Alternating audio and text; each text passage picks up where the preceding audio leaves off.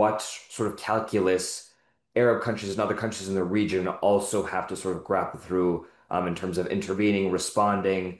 What do you think they're kind of thinking about as they sort of have to respond to this or are faced with pressure from their people to respond to this? Well, I don't know what pressure they will feel from their people, but I mean, the initial response that they had, Saudi Arabia, Qatar, etc., all condemned Israel's attack. At some level, they will seek to protect the relationship they have with the US, or kind of, let's say, the cold or the open or closed peace they have with Israel. I don't think they're trying to get in the middle of this. But there are two significant issues for them. One is that this conflict, if it gets out of hand, it will end up on their shores. Israel, after all, is far away from Iran, but UAE, Saudi Arabia are just 100 kilometers from Iran's borders.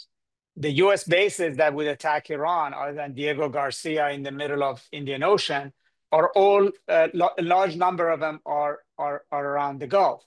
And the Gulf countries have for a while understood that a war with Iran ultimately will impact their economies, will impact their economic development policies, it will impact their service industries.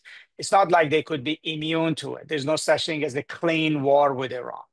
And so they're nervous. In fact, that's the whole reason why they've been normalizing with Iran all along. That's why they've been supportive of a nuclear deal, because they don't want war in their neighborhood.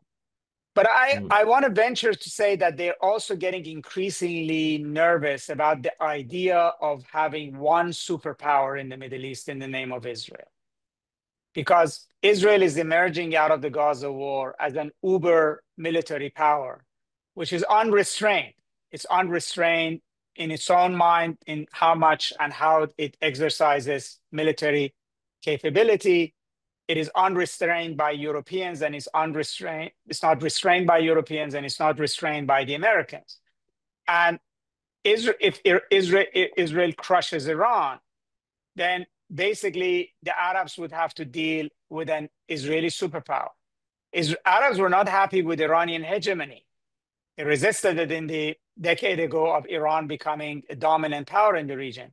I don't think they're comfortable with Israel also becoming an unquestionable military power in the region. It does present them with a lot of problems, particularly in light of the Gaza war, in light of where the populations are. So they're very nervous about, where does the dust settle on this thing?